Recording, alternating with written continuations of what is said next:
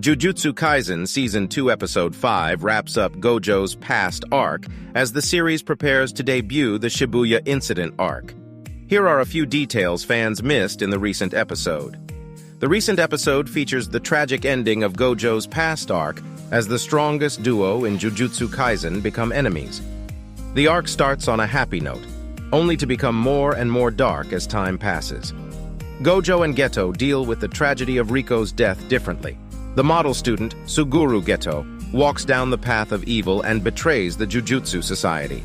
In contrast, the troublemaker Satoru Gojo becomes an instructor and starts nurturing the new generation of sorcerers. The series will now feature the Shibuya Incident arc for the rest of Season 2. However, as the flashback arc ends on a tragic note, there are some of the major details in Jujutsu Kaisen Season 2 Episode 5 that fans may have missed out on. The scene of Gojo's fist bleeding wasn't in the manga.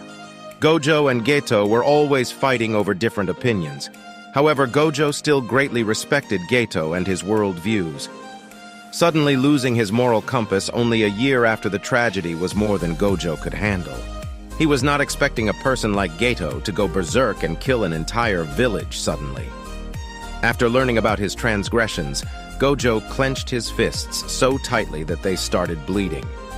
This scene wasn't in the manga, but adding it to the anime is ingenious. It gives a clear idea about Gojo's frustration and helplessness. At that moment, Gojo realized that simply being the strongest wouldn't help him at all. He cannot save everyone, especially those who don't want to be saved at all. Gojo regretted not being there, Geto. Yuki unintentionally gave Geto the final push to go berserk. The recent episode introduces one more special-grade sorcerer, Yuki Tsukumo. She has an unconventional way of living and doesn't seem to respect the higher-ups, much like Gojo. Yuki meets Geto and talks about her intentions to rid the world of curses. Unlike the Jujutsu Society that focuses on dealing with the immediate cause and keeps sacrificing sorcerers, Yuki wants to deal with the root cause. However, her idea sounds good in theory but is difficult to execute. After talking to her, Geto comes up with the idea of killing all non-sorcerers, which is actually an easy way out. Yuki may have intended to talk some sense to Geto, who was drowning in despair. Unfortunately, her good intentions gave Geto the final push he needed. Geto envied Gojo's unparalleled strength. Geto and Gojo always used to say, "We're the strongest." However, it doesn't take long before Geto finds the gap in their power grows larger and larger.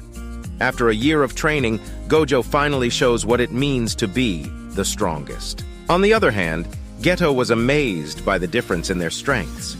During their confrontation in Shinjuku, he found Gojo's reasoning to be absurd. He couldn't understand why Gojo would try to convince him of something being impossible, which the latter could easily achieve. Geto realized that if he had Gojo's strength, he might not have become what he is today. Maybe that's why he began to envy Gojo's unparalleled strength before leaving him. Gojo regretted not being there. Geto Gojo blames himself for Riko's death since he lost to Toji. Therefore, he trained relentlessly after the incident to become the strongest sorcerer alive truly. However, when Gojo was dealing with the trauma in his own way, Geto constantly struggled to keep his sanity. Gojo noticed something was wrong with his best friend, but didn't consider it to be that serious. In the end, Geto betrayed everyone in the worst way possible, and Gojo was left stranded alone. He was so surprised by the village massacre incident that he clenched his fists until they bled. Not being there for Geto became Gojo's lifelong regret. Geto works so well as a character because it's his good qualities that drive him to tragedy, not his faults. He shows how uncaring the world of sorcerers is, if trying to be a genuinely caring person can be a fault that drives you off the edge. Geto and Gojo work so well as character foils because they are essentially the same person. They're both the strongest, and that makes them see themselves as apart from normal people. Geto at first believes it's his duty to help weak people, but that still comes from a place of looking down on them. Then Geto is put through something no normal teenager should have gone through. He gets close to a girl. only to watch her die right in front of him when he promised to be the one to save her and fall away from his best friend shortly after. Because when Satoru became the strongest, it seemed like he didn't need him anymore. Geto sees himself above normal people, but it's actually him genuinely connecting to someone he and Gojo would have dismissed as a normal person before in Riko Amanai, and seeing her desire to live in this world the same as everyone else, only for it to be taken away that breaks Geto.